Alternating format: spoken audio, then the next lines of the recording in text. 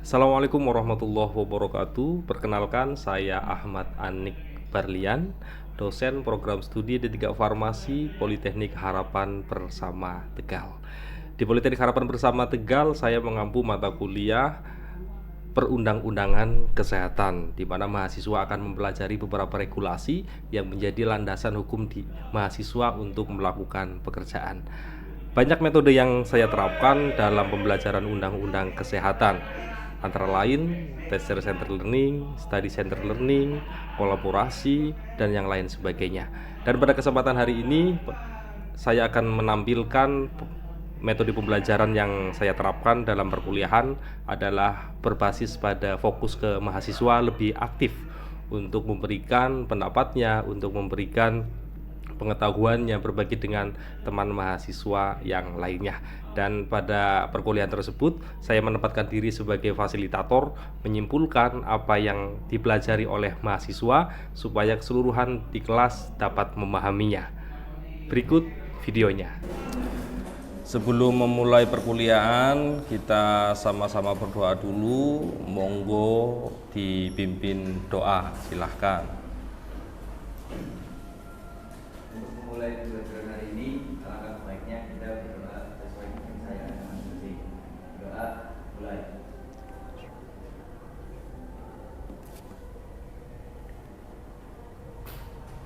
Doa selesai. Assalamualaikum warahmatullahi wabarakatuh. Apa kabar? Alhamdulillah baik. Ya, di pertemuan ke-9 kita masih membahas tentang standar pelayanan kefarmasian yang sebelumnya diskusi kita di Undang-Undang Kesehatan itu masih ingat ya, pertemuan pertama kita bahas apa? Hierarki. Ya, setelah hierarki kita belajar tentang apa? Undang-Undang Kesehatan tahun berapa? Tahun berapa? 2000 yang keras. Nomor 17 tahun 2023 ya. Pertemuan kali ini membahas tentang standar pelayanan kefarmasian. Apa yang harus Anda lakukan nanti ketika bekerja di pelayanan kefarmasian. Pengaturan standar pelayanan kefarmasian itu kan ada 3 ya. Sementara yang ada 3 di rumah sakit, di puskesmas, sama di apotik ya. Bagaimana standar pelayanan kefarmasian antara ketiganya? Standar pelayanan kefarmasian itu ada 2. Yang pertama, pengelolaan sediaan farmasi. Yang kedua, pelayanan farmasi klinis. Kira-kira pengelolaan sediaan farmasi itu yang bagaimana? Ya, pengelolaan itu berarti sebelum dilakukan pelayanan farmasi klinik ada beberapa tahap. Pelayanan langsung dan bertanggung jawab kepada pasien yang berkaitan dengan sediaan farmasi dengan maksud mencapai hasil pasti ya. Kenapa perlu adanya standar pelayanan kefarmasian? Karena pekerjaan kefarmasian itu bertanggung jawabnya ke pasien. Tidak hanya sekedar pengelolaan saja. Paham ya? Ya, tidak hanya pengelolaan saja, tapi bertanggung jawabnya langsung ke pasien. Tujuannya apa? Ya, menyediakan dan memberikan sediaan farmasi dan alat kesehatan disertai oleh informasi. Jadi seorang farmasi tidak cuma pinter di belakang meja saja, pinter ngeracik resep saja, pinter pembuatan sediaan-sediaan yang lain, tapi tidak pinter komunikasi. Ya, jadi yang perlu dilatih sebagai ahli farmasi juga harus komunikatif, ya, pinter untuk berkomunikasi, ya. Agar apa? Agar masyarakat mendapatkan manfaat yang terbaik. Kalau dalam undang-undang itu kesehatan selalu dikatakan tujuannya adalah mencapai derajat kesehatan masyarakat setinggi-tingginya. Ya, tujuannya pekerjaan kesehatan yaitu biar derajat masyarakat naik, Ya. Ya, tadi pelayanan farmasi secara besar, pengelolaan farmasi klinik, ya. Pengelolaan apa saja? Ya, tadi nanti kita bahas satu persatu. Yang dapat tugas dari tentang pemilihan. Siapa? Ya, gimana pemilihan di rumah sakit? Jadi pemilihan di rumah sakit ini merupakan kegiatan untuk menetapkan jenis sediaan farmasi, alat kesehatan, dan medis yang dipakai sesuai kebutuhan. Dan ini berdasarkan formularium dan standar pengobatan atau pedoman diagnosa dan terapi. Oke, berarti dalam hal pemilihan rumah sakit ketika milih obat dia milihnya lewat formularium rumah sakit. Jelas ya? Tadi dari yang dijelaskan formularium rumah sakit, setiap rumah sakit mungkin punya formularium sendiri. Anda ngerti apa itu formularium? Pedoman, acuan pengobatan, obat-obat yang akan digunakan dalam suatu rumah sakit itu antar rumah sakit bisa berbeda karena layanan kesehatan antar rumah sakit juga berbeda. Mana yang tipe A, tipe B, tipe C itu bisa saja pelayanannya beda-beda. Maka dalam rumah sakit ada tahap yang namanya pemilihan lewat formularium. Disusun oleh siapa formularium? Usulan dalam rapat komite tata farmasi dan terapi. Iya, ada komite khusus yang menyusun formularium rumah sakit. Rumah sakit ada pemilihan. Yang kedua, perencanaan. Tugasnya siapa perencanaan? Ya, gimana perencanaan di rumah sakit? Menghindari kekosongan obat dengan menggunakan metode yang dapat dipertanggungjawabkan dan dasar-dasar perencanaan yang telah ditentukan, antara lain konsumsi, epidemiologi, kombinasi metode konsumsi dan epidemiologi dan disesuaikan dengan anggaran yang tersedia. Oke. Dari perencanaan ada 3 pilihan di rumah sakit. Bisa bulanan, bisa 3 bulanan, bisa tahunan. Ya. Permintaan itu siapa yang menyusun? Pastinya komite kembali, ya. Dari farmasi, dari dokter, dari keperawatan, kira-kira obat yang paling sering digunakan itu apa? Melihat laporan dari tahun sebelumnya. Ya. 2023 untuk merencanakan 2024 maka dibuka lagi buku 2023 bahwa obat A itu penggunaan dalam 1 tahun berapa? Ya. Dalam 3 bulan berapa? Dalam bulanan berapa? Tersebut, ya. Bila mana ada obat yang bisa diadakan dalam setahun sekali karena mungkin masa kadaluarsanya yang panjang, itu 1 tahun sekali. Ya, tapi obat yang cepat penggunaannya cepat keluar itu bisa sampai sebulan sekali atau pembelian secara langsung habis kelihatan tinggal sedikit beli, ya, dengan sepengetahuan tanda tangan dari direktur rumah sakit, ya. Terus yang ketiga pengadaan, bagaimana pengadaannya?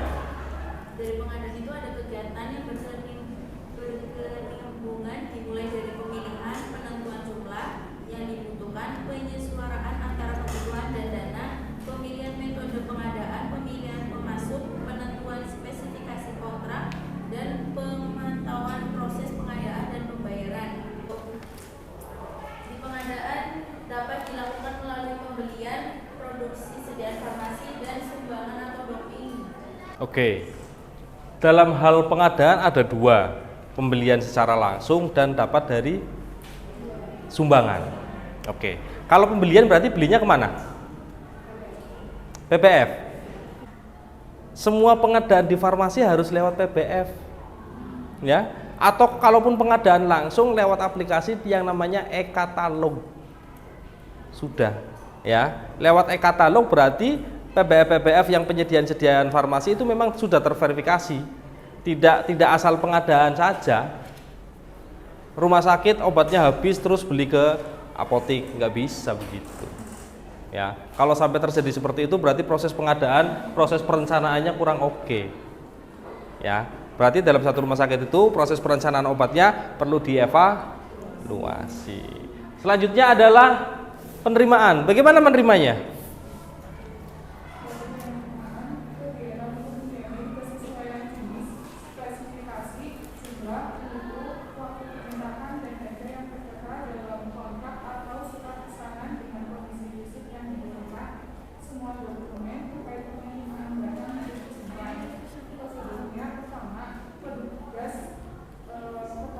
Oke. Penerimaan. Dalam tahap penerimaan ada beberapa yang perlu di cross check ya. Ada beberapa yang perlu di cross check. Kesesuaian jenis pesanan perlu dicek ya. Terus jumlahnya perlu dicek. Kualitasnya juga perlu dicek. Kadaluarsanya juga perlu dicek. Semuanya ya. Terus setelah itu ada beberapa setelah dicek secara fisik ya, secara fisik maka ditulis administrasi secara manual ya. Kan ada kartu stok tuh di rumah sakit, dicek secara manual sebelum diinputkan secara sistem ya. Manual gunanya untuk di wilayah gudang, sistem gunanya untuk ke depo-depo farmasi yang ada di rumah sakit. Jadi mengetahui jumlah obat itu sisa berapa, tinggal berapa itu tersistem. Ya, kalau dulu sebelum ada sistem itu semuanya manual. Jadi stoknya tinggal berapa, penggunanya tinggal berapa, ya selalu telepon gudang hampir setiap hari. Kalau ini enggak, ya penerimaan di gudang itu cukup dicek kalau semuanya sudah sesuai. Kalau belum sesuai maka dikarantina dulu, ya dilakukan karantina, diklarifikasi terhadap PBF yang mengirimkannya. Kalau sudah diterima di input lah, itu enak, nanti datanya tinggal lanjutan saja. Sekarang pertanyaannya, siapa yang menerima? Siapa yang bisa menerima obat?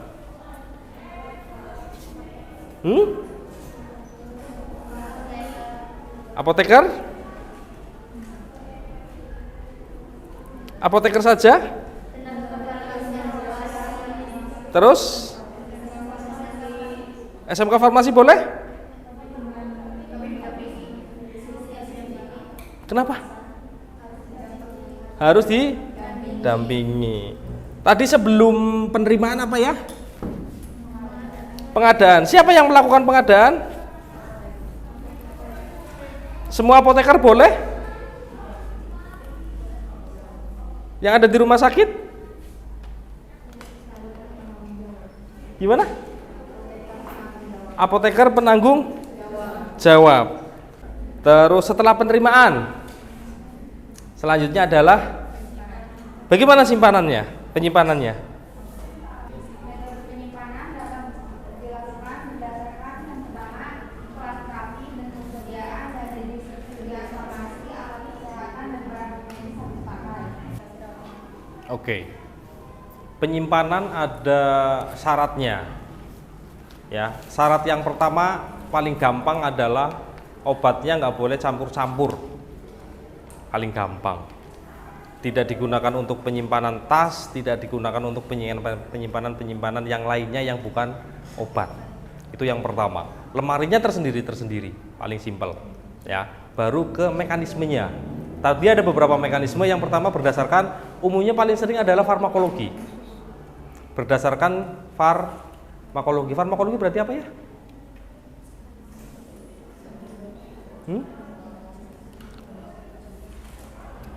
Farmakologi berarti berdasarkan apa? Jenis-jenis penyakit. Bukan jenis obat. Ya. Jenis penyakit bisa, berdasarkan jenis obat pasti salep nggak boleh dijejer-jejer dengan sirup. Ya, itu berdasarkan jenis obat. Kalau berdasarkan jenis penyakit A sendiri, penyakit B sendiri ya. Kalau sudah baru disusun secara alfabetis. Ya, alfabet menjadi pilihan kalau itu mempermudah. Ya, kalau obatnya banyak sekali pilihannya hampir A sampai Z, ada 26 jenis obat dalam satu penyakit, maka harus alfabetis. Tapi kalau misalkan jenis obatnya nggak terlalu banyak, hurufnya N karo M, ya kebalik nggak apa-apa. Ya, atau mungkin hanya 4 jenis obat, kebalik nggak apa-apa. Yang penting sudah terkelompokkan berdasarkan farmakologi.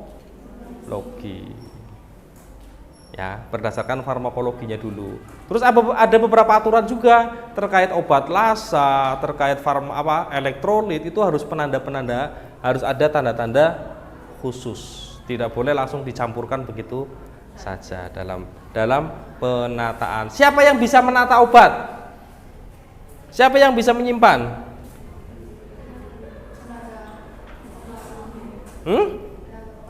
Semua tenaga kefarmasian boleh? Boleh. Karena ini hanya administratif saja, maka penyimpanannya boleh mulai dari apoteker kalau mau bantu-bantu, mulai dari tenaga vokasi juga bisa, dengan SMK farmasi juga, ya. Cuma kalau di rumah sakit sekarang sudah jarang ya SMK farmasi, ya, nggak ada. Kalau di rumah sakit penerimaan pegawai baru lulusan SMK farmasi jarang, kecuali memang pegawai-pegawai yang senior yang sudah lama. Yang F, distribusi. Bagaimana distribusinya? Sistem distribusi di bidang pelayanan dapat dilakukan dengan cara sistem persediaan lengkap di ruangan atau pendistribusian sediaan farmasi, alat kesehatan dan bahan medis habis pakai untuk persediaan di ruang rawat disiapkan dan dikelola oleh instalasi farmasi. Oke. Dari yang tadi disampaikan, distribusi di rumah sakit berarti ada berapa metode? Ada apa saja 4? Sistem persediaan lengkap di ruangan. Apa itu namanya? Istilahnya? Floor? Ya. Sediaan atau alkes yang memang sudah di stoknya disediain di ruang keperawatan. Setiap bangsal kan ada ruang perawat tuh. Di situ ada penyimpanan obat. Lah, ada beberapa obat yang sering dibutuhkan atau alat kesehatan dibutuhkan oleh dokter, itu tidak perlu ngambil ke gudang. Ya, itu namanya sistem floor stok yang pertama. Yang kedua, Ada sistem resep perorangan. maksudnya Pendistribusian sediaan farmasi atau alat kesehatan bahan medis habis pakai berdasarkan perorangan terina melalui instalasi farmasi.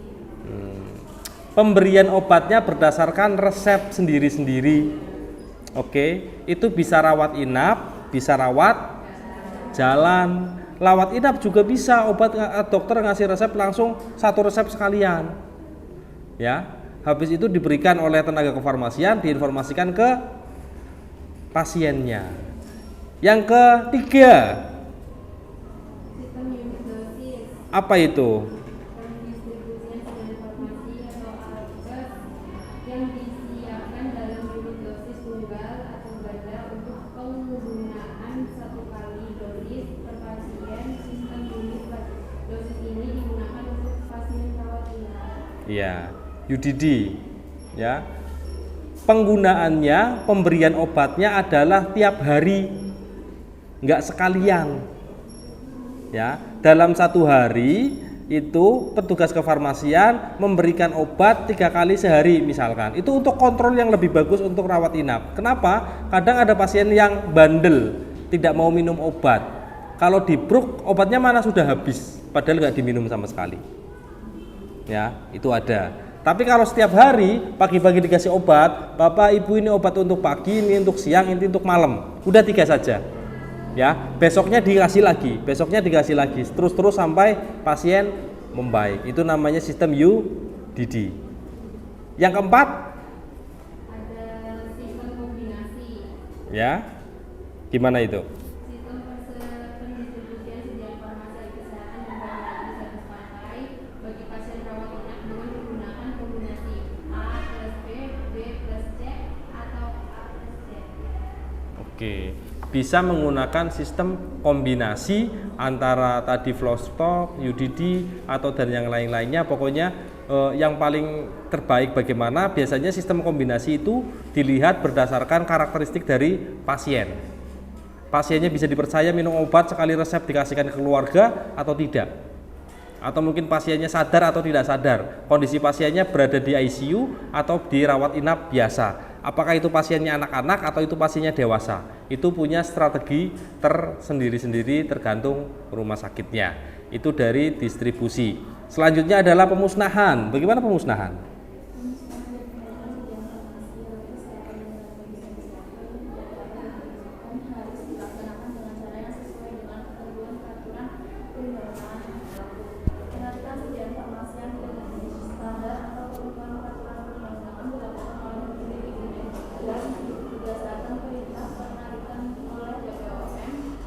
Atau berdasarkan inisiasi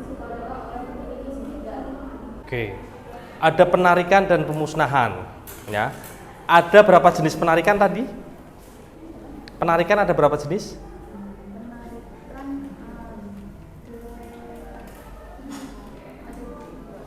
Dua. Penarikan ada dua. Penarikan langsung oleh BPOM, kemungkinan berdasarkan hasil dari uji laboratorium atau mungkin laporan masyarakat terkait salah satu obat ya yang memang harus ditarik. Yang kedua, penarikan langsung oleh industri. Ya. Industri bisa melakukan penarikan obat bila mana ditemukan atau mungkin salah satu tahap produksi ada yang terlewatkan dan industrinya ragu, itu bisa berdampak buruk kepada masyarakat. Tahapan produksi sudah dilakukan tapi ada satu yang belum dilakukan, cek apa misalnya, karena keraguannya maka dia melakukan penarikan mandiri, itu bisa. Ya. Yang kedua tadi pemusnahan. Pemusnahan pastinya berdasarkan jenis-jenis obat, ada tata caranya sendiri. Ya. Kalau narkotik harus disaksikan oleh dinas kesehatan. Laporannya rangkap. Narkotik rangkap 3. Rangkap 3. Kalau obat bebas terbatas, maka pemusnahannya apakah perlu dengan dinas kesehatan? Tidak perlu. Cukup dari apoteker penanggung jawab, ada saksinya, bikin berita acara, dimusnahkan sesuai dengan tata cara pemusnahan obat jenisnya masing-masing. Gitu ya. Setelah pemusnahan, pengendalian. Bagaimana pengendalian? Pengendalian dilakukan terhadap jenis dan jumlah persediaan dan penggunaan sediaan farmasi, alat kesehatan dan bahan medis habis pakai. Pengendalian penggunaan sediaan farmasi, alat kesehatan dan bahan habis pakai dapat dilakukan oleh instalasi farmasi harus bersama dengan komite atau farmasi dan terapi di rumah sakit. Pengendalian itu ada hubungannya dengan perencanaan dan pengadaan. Oke.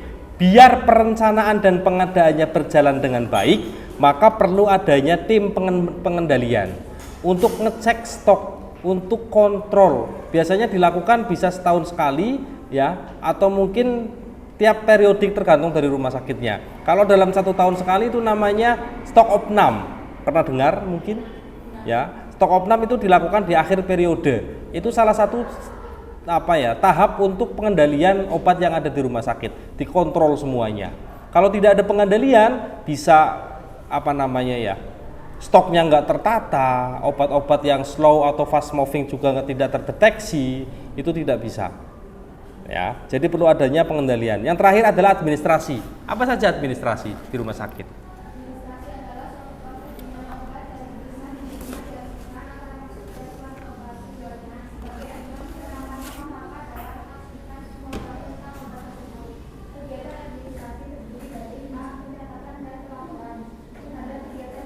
Oke. Administrasi, pencatatan dan pelaporan merupakan suatu alat kerja. Gampangannya adalah alat kerja yang digunakan di rumah sakit untuk mempermudah semuanya, dari mulai pemilihan, perencanaan, pengadaan, penerimaan sampai semuanya ke pengendalian. Itu semuanya butuh tahap administratif sendiri-sendiri. Ya. Untuk evaluasi, untuk pembayaran dan yang lain-lainnya adalah proses administrasi sampai proses penghapusan data obat yang kelihatannya banyak. Itu kalau sudah dimusnahkan maka bisa dihapus dari data di komputer. Begitu adalah kebutuhan standar pelayanan kefarmasian di rumah sakit tentang pengelolaan bahan medis habis pakai. Ada berapa poin tadi? 9. Ya. Sekarang mari kita sedikit bandingkan, ini gambarannya saja. Ya. Oke. Ini adalah sedikit pembandingan. Kelihatan nggak sih? Kok kecil sekali? Kenapa? Ini kelihatan?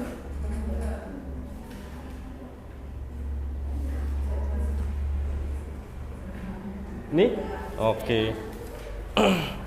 Di tahap pengelolaan, kita cek ada beberapa perbedaan antara rumah sakit, antara apotek dan puskesmas.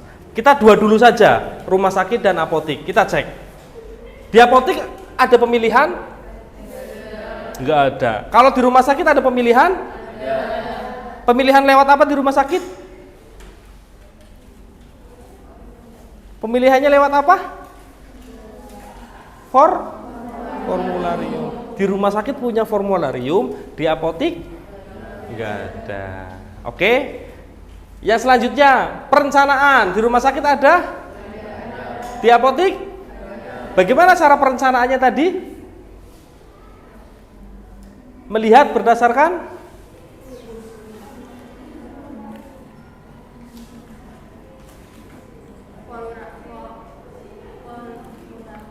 perencanaannya, kebutuhan obat itu melihat dari obat-obatnya, nama-nama obatnya ya dari pemilihan, dipilih dari formularium, direncanakan bagaimana pengadaannya, berapa pengadaannya, ya sama. Di apotik pun sama, ada beberapa perencanaan pembelian obat bisa berdasarkan penyakitnya lagi banyak apa, ya. Terus kemampuan pasiennya bagaimana, itu termasuk dari tahapan perencanaan. Yang selanjutnya pengadaan. Rumah sakit ada? Ada. Apotik ada? Ada. Sistemnya sama. Oke, pengadaan. Berarti pengadaan obat melewat ke PBF. Kalau apotik bisa beli obat ke apotik lain. Bisa, ya. Kalau rumah sakit tidak bisa. Ya, selanjutnya penyimpanan, sistemnya sama. Oke. Di rumah sakit ada, di apotik juga ada. Distribusi, di rumah sakit ada, di apotik. Kenapa di apotik kok nggak ada distribusi? Distribusi obat di apotik itu kemana?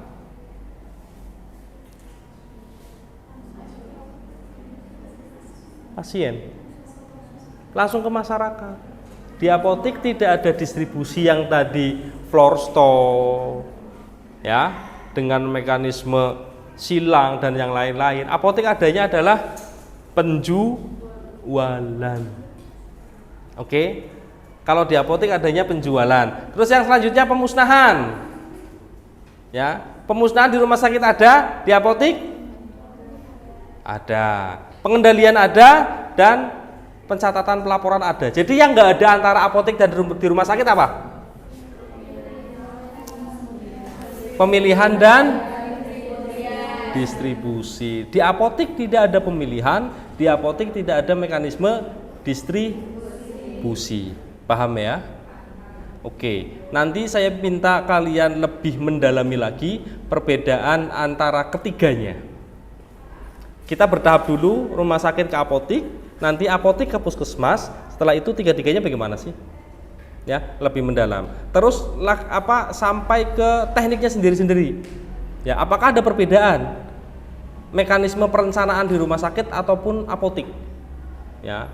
Apotik direncanakan lewat apa? Puskesmas lewat apa? Rumah sakit lewat apa? Itu nanti kita bahas di pertemuan minggu depan. Kita masih fokus ke standar pelayanan farmasi dulu. Oke, soalnya kenapa kalau tidak fokus, tidak madep, mungkin sampai 3 kali pertemuan kita bahas ini pertemuan kedua, minggu depan pertemuan ketiga masih bahas terkait tentang standar pelayanan farmasi, biar benar-benar menguasai, karena tenaga vokasi farmasi ya wajib, hukumnya ini wajib ngerti. Bedanya antara ketiga standar itu, jelas? Oke, saya kira waktunya sudah cukup sore. Ya, tenaga sudah cukup lelah. Semoga pertemuan hari ini di sisa-sisa tenaganya ya tetap memberikan manfaat kepada kita semua. Ya, saya minta minggu depan juga nanti sesuai dengan jadwal jam 1:30 berarti ya, 1:30. Oke, begitu saja dari saya. Terima kasih, saya akhiri. Assalamualaikum warahmatullahi wabarakatuh.